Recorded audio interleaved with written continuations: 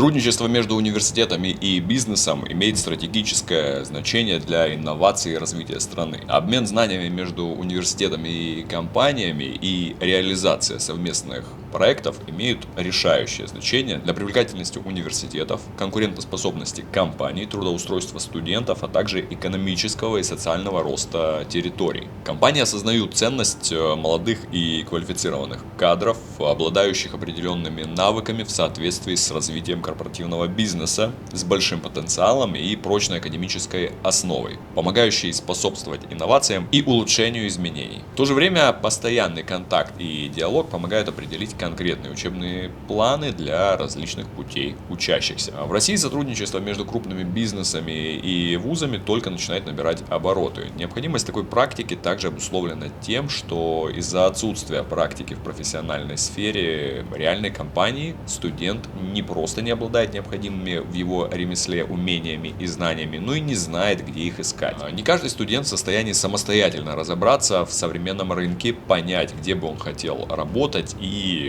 найти компании, которые занимаются той или иной деятельностью. Точно так же и представители компаний жалуются на отсутствие готовых специалистов после выпуска из вуза, так как в таком случае работодателям приходится вкладывать свои средства и время на то, чтобы перед ними был сотрудник, знающий, как выполнять свои обязанности. Стажировка в потенциальных местах работы может стать решением данной проблемы. За рубежом же опыт сотрудничества университетов и крупного бизнеса – это уже не новая ситуация. Многие компании, в том числе известные, заинтересованы в том, чтобы найти высокопрофессиональных сотрудников еще до того, как те получат диплом. В США крупные компании формируют заказы на специалистов в тех или иных сферах деятельности. Университеты с первого курса готовят своих студентов к работе на конкретной должности в конкретной компании. Все это происходит под присмотром и при участии представителей непосредственно компании.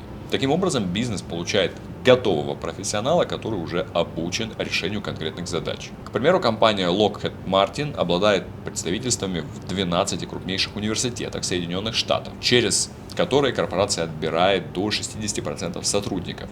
Великобритания отошла от финансирования государством исследований частного бизнеса. Сейчас бюджет государства поощряет совместное с компаниями сотрудничество университетских научных центров. Фармацевтические компании GlaxoSmithKline, Merck и Novartis предложили проводить в английских колледжах фундаментальные исследования белков для того, чтобы в дальнейшем использовать их в разработке лекарств. А инженерная компания Arus вложила средства в программу с университетами для создания инновационной экосистемы в сфере противопожарной безопасности. Так, например, я был в университете Беркли в Калифорнии, где на научные исследования выделяется ежегодно порядка $1 миллиарда.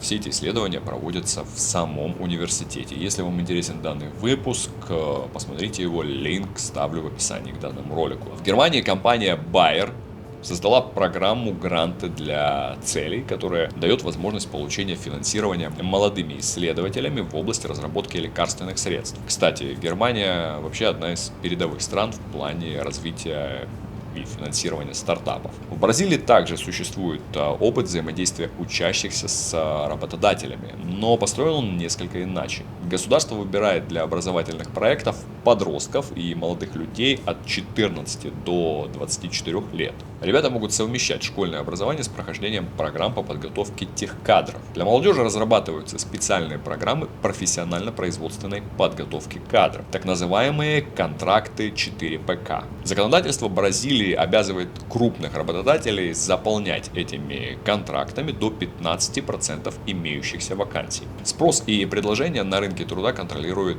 Минобразование Бразилии, которое оценивает нынешнюю и будущую потребность компаний страны в специальностях и сопоставляет эти данные с количеством специалистов. Это позволяет вовремя корректировать образовательные программы и наладить диалог между учебными заведениями и работодателями. Несмотря на то, что в России такой опыт пока еще развит мало, мы уже сейчас можем рассмотреть некоторые примеры сотрудничества. Сбербанк активно работает с Высшей школой экономики и Российской академией народного хозяйства. В первом случае внимание уделяется больше на анализ данных, а во втором на практические предметы, которые востребованы в финансовой и фондовой сфере. Сбербанк не только компенсирует полную стоимость обучения студентов, а это около 600-700 тысяч рублей за год, но и позволяет студентам принять участие в бизнес-проектах Сбербанка, стажировках и помогает с дальнейшим трудоустройством. Газпромбанк сотрудничает с МГИМО с целью подготовки финансистов в международной сфере. Тинькофф Банк